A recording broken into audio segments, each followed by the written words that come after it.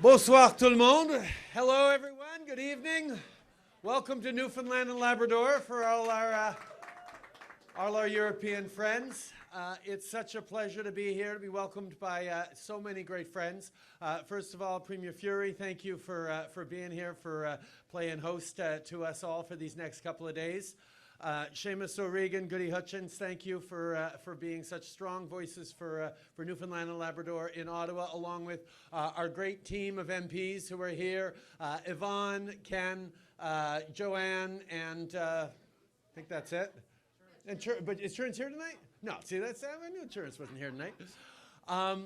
What a pleasure to be able to welcome here. I get to be your MC for the evening. My name is Justin. Try the microbrews, are great. It is a real pleasure to be able to gather with our great European friends, the President of the European Commission, the President of the European Council, Ursula von der Leyen, and Charles Michel. Merci beaucoup d'être ici, vous deux. La question s'est posée, pourquoi est-ce qu'on a choisi Terre-Neuve et Labrador pour cette rencontre, ce 19e sommet entre Canada et l'Union européenne? La réalité, c'est que quand on se rencontre entre amis, comme on le fait si souvent, les Européens et le Canada, c'est logique un peu de se rassembler chez des amis. And I can't think of any part of the country that is better at welcoming people in, at showing them both the strength and pride of place that we see here in Newfoundland and Labrador. You know, as Prime Minister, you have to be very careful not to have any favorite parts of the country other than your own riding, of course. But I think Newfoundlanders and Labradorians know very well that I have a real soft spot for this particular corner of the world and part of the country. And, you know, as we talk about the transatlantic partnership, what better place to dig into it than in a rock in the middle of the Atlantic Ocean? Ursula and Charles, I have to say, last summer we started this tradition of bringing in great European and international leaders to Newfoundland with the visit by Olaf Scholz to Stephenville, Newfoundland, where we were talking about hydrogen and talking about building the kind of future that we absolutely need to build. And I think that's going to be a big theme that we're going to talk about throughout these next couple of days. But tonight, I'll introduce our friends. We'll say a few words, and then we're going to come around and socialize. If you're lucky, I'll introduce you to two very good friends of mine called the Ryans and the Pittmans. But other than that, we're going to be just enjoying ourselves intensely. Charles, quel plaisir de te revoir ici. Charles Michel is the President of the European Council, but he is someone that I knew from when he was Prime Minister of Belgium. We actually had lots of great conversations, challenging conversations at times, on the way to ratifying the historic free trade deal between Canada and Europe. And then a couple of years later, when he came to Ottawa with his beautiful wife, Amélie, I made a point of taking him to taste real Canadian poutine with real Canadian cheese curds, so he understood why it was so important that we resolve CETA. Charles, tu as toujours été un ami, un allié. On est rassemblés sur nos valeurs dans un monde extrêmement compliqué. Ça me fait énormément plaisir de t'accueillir ici à Terre-Neuve et Labrador et je t'offre la parole. Merci, Charles.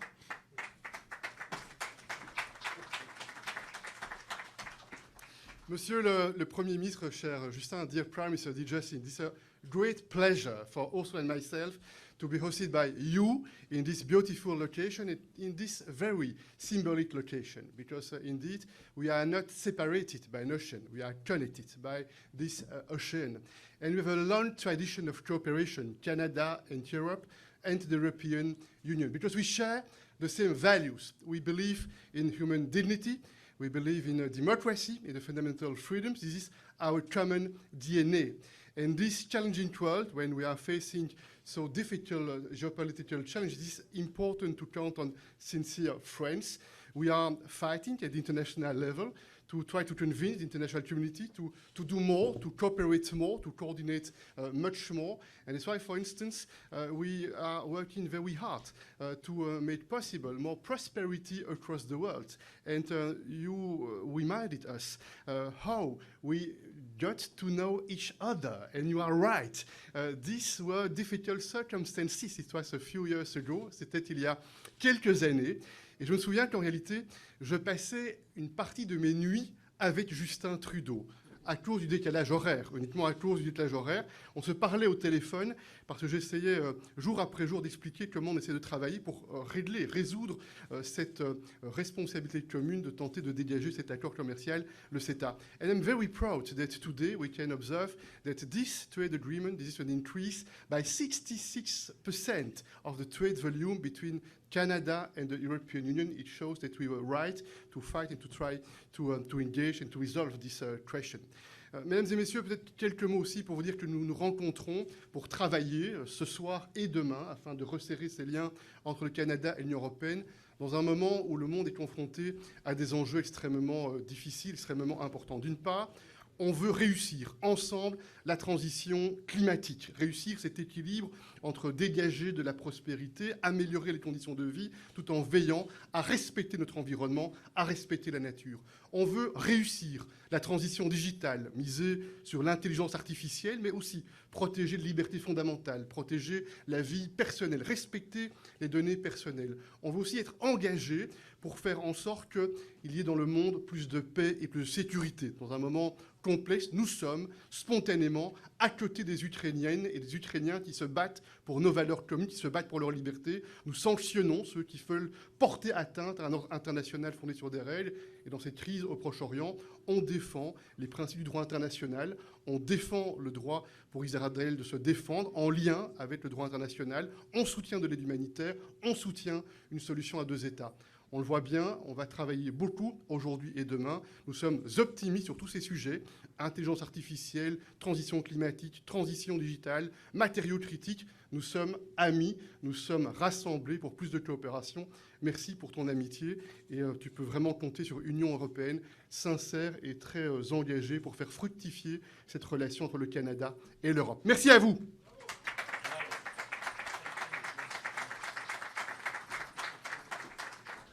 Merci, Charles. The reality is, as Charles pointed out, we are in an extraordinarily consequential time in the world.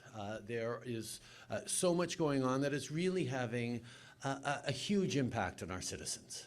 People are seeing the reality of climate change and wondering what that means for their kids, for future generations, but also for their jobs right now. People are looking at the impact of the pandemic and the hangover we all still have from it and worried about what that means for mental health, what that means for our communities, what that means for the way we work in our office buildings into the future. There's huge disruptions in the way we work.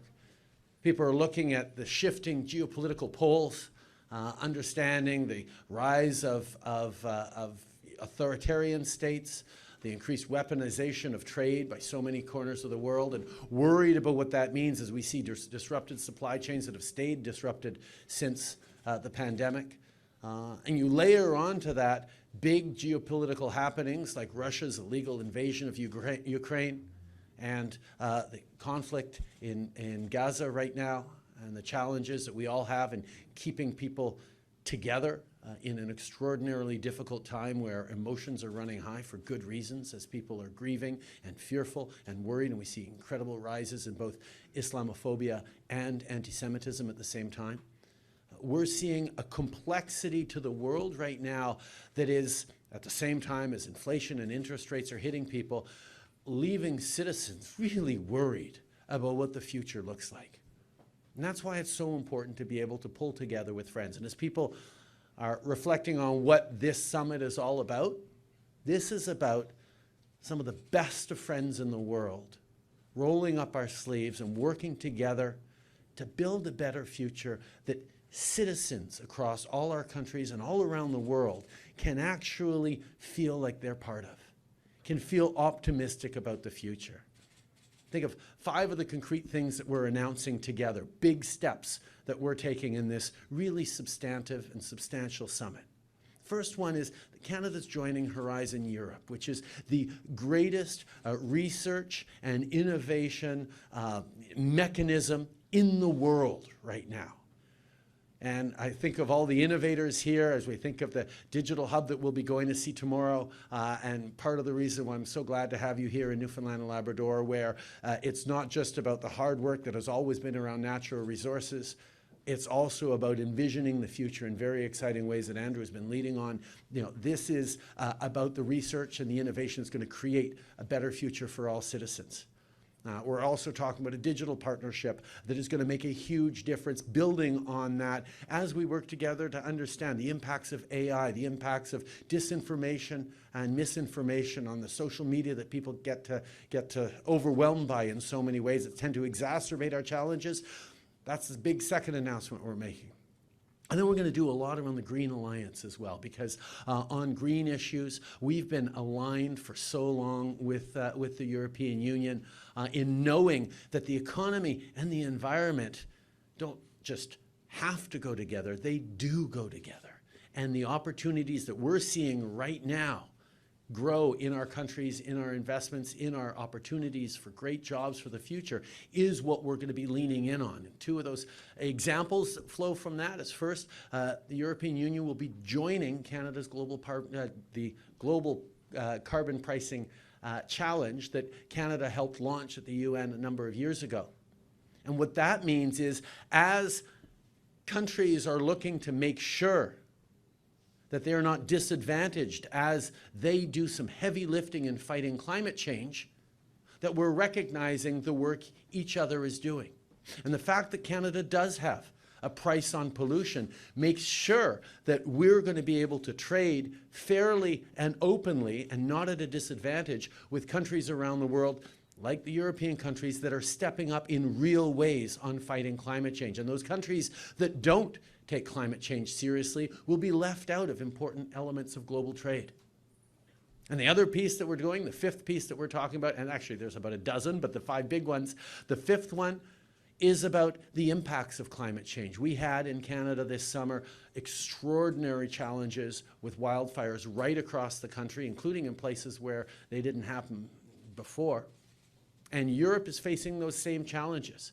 So today we're going to be able to announce with this summit that we've worked out a deal for Canadian water bombers to be built across Canada and shipped to Europe so that they have the Canadairs they need to continue to fight a changing climate. These are the kinds of things that friends can do when they come together. And we're really excited about those and all other things we're working on. But I have to say, every time I'm on the international stage at summits or wherever, rolling up our sleeves to talk about how we step up in the fight against Ukraine, how we coordinate sanctions against Russia, how we move forward on creating opportunities for our businesses, for our entrepreneurs, for our workers to succeed in an unstable world, how we're there for advancing the rules-based order around the world. One of the strongest voices that I can always turn to on that international stage is the extraordinary Ursula von der Leyen, whose leadership, whose thoughtfulness, and whose friendship is extraordinarily important to me.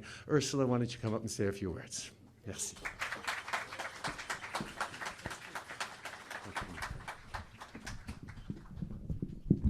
So, wow, now my two friends, let's take that out here. Justin and Charles have basically said it all. They have explained what we're going to discuss at this summit. They have, rightly so, described why we are so close friends and allies, and we are like-minded, we share the same values. Should I repeat it for a third time? No.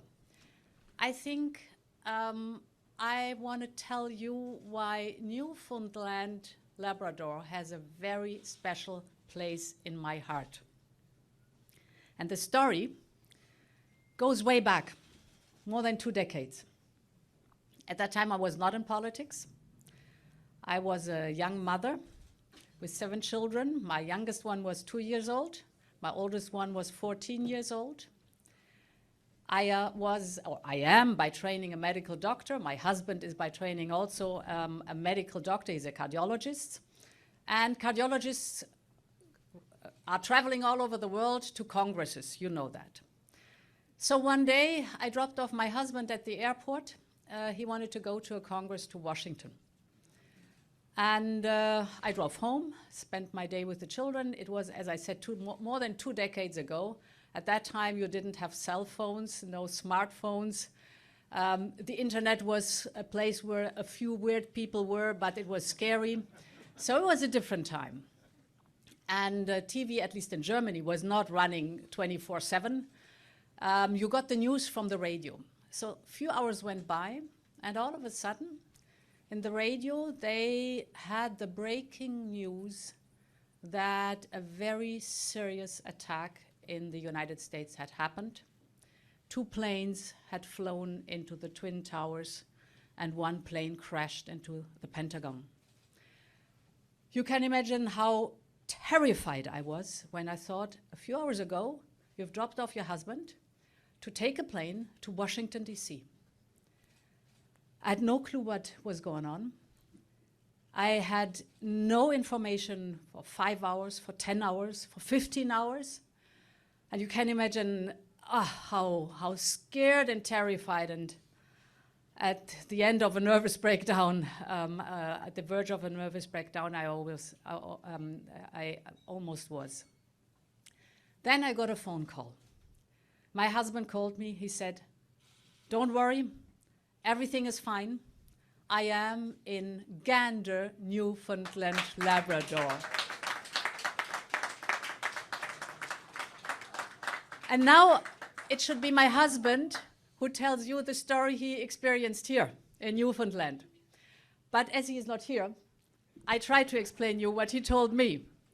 So he said he was flying, of course, on this plane towards Washington, D.C., and all of a sudden there was an announcement that because of a serious incident, the plane would be diverted to Canada. So you can imagine in the plane, what? Canada? We were heading for Washington, D.C., but anyhow. They were brought to an airport, Gander. They sat for 10 hours in their plane. They were not allowed to leave the plane because it was a plane coming from Germany, and we all know the story behind it. They had, of course, no cell phones. It was not the time. Gander is a place you know well, but it has 9,000 inhabitants. Within hours, 38 passenger planes came and delivered 7,000 people who were stranded in Gander. And my husband said after 10 hours, when they were finally let out of the airplane, he was overwhelmed by the people of Newfoundland Labrador who welcomed them. He was in a sports center, others were in schools, others were in hotels. He said he entered the sports center, there was food in abundance, homemade salads, homemade noodles, cakes, cookies, whatever you wish to have. Then they sat there the first night, the first day, the second night, the second day. Of course, as they were not allowed to take anything out of the airplane, they started to smell a little bit, let's put it that way.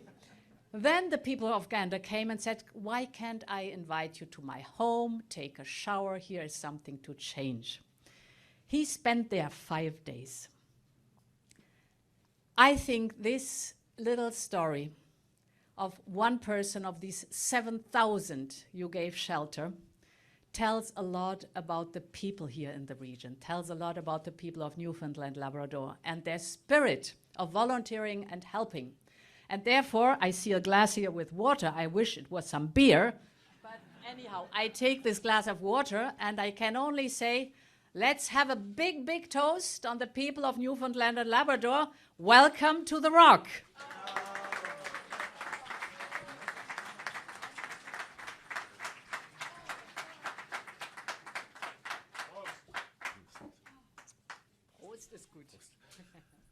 Thank you, Ursula. It's a story that has been told many times in many different ways, including by an extraordinary Broadway show called Come From Away that we're going to have to get you and your husband to see next time you're over here in North America. But it's one that exemplifies in so many ways the welcome, of people in Newfoundland and Labrador, and by extension, people across Canada, to look out for each other in times of difficulty and challenges. And I had no idea your husband was part of that story, and it's absolutely wonderful to hear. But to welcome us officially and to wrap up before we get to celebrate with beer, I guarantee it, I want to invite the Premier of Newfoundland and Labrador, Andrew Furey, my friend, up to say a couple words.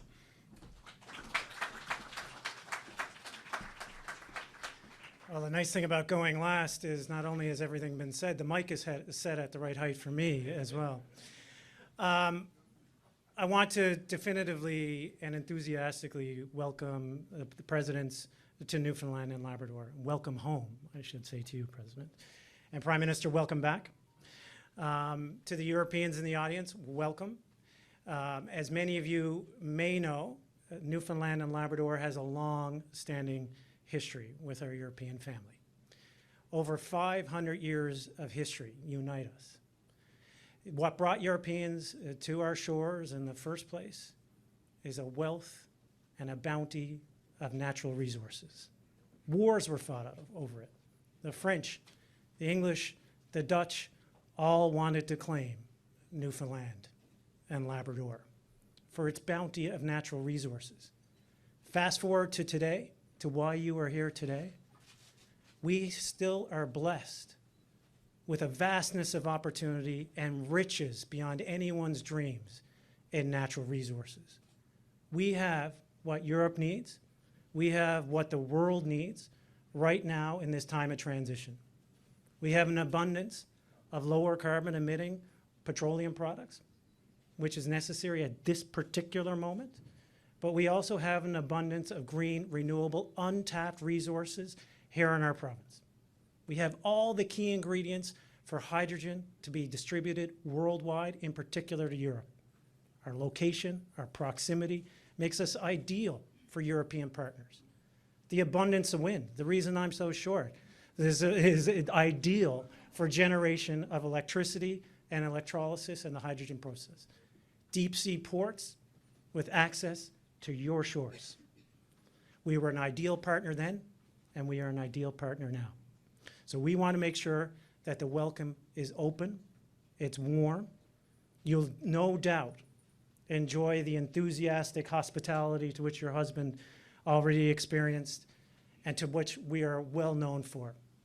Big hearts, open doors, but more importantly, all of that aside, the commodities, the warmth, the current commodity that all of you have touched on here today, in this time of global uncertainty and increasing tension, the most valuable commodity is friendship.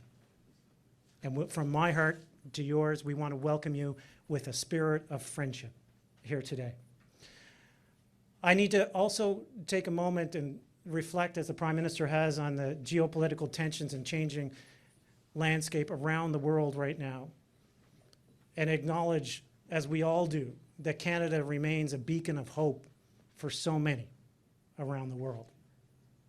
But that beacon of hope, that beacon, that source of light, cannot exist without a guardian, cannot exist without a champion who keeps it fueled, who protects it, and who guards it.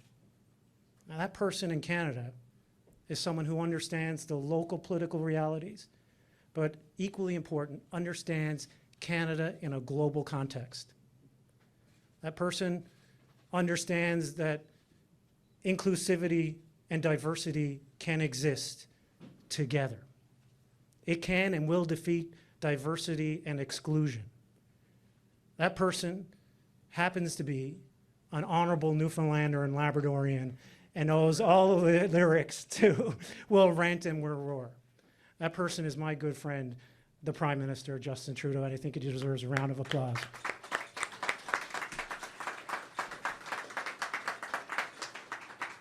So as we all gather here over the next few days, please recognize the special place that you are in, the special opportunity that exists for you to explore, the special opportunity that exists to further historic friendships, and the special opportunity that exists for joint economic development from an environmental perspective and a business cooperation perspective. So thank you for coming. You're always welcome, and be welcome back anytime, and we'll make sure you get that pint. Thanks, Andrew. I think that's quite enough speeches for tonight. I'll turn it over to Arthur and Fred to keep us entertained. Thank you very much for everything you guys are doing, guys. And let's come around and say hi to a few folks. Merci beaucoup, mes amis. Bienvenue à Terre-Neuve-Labrador.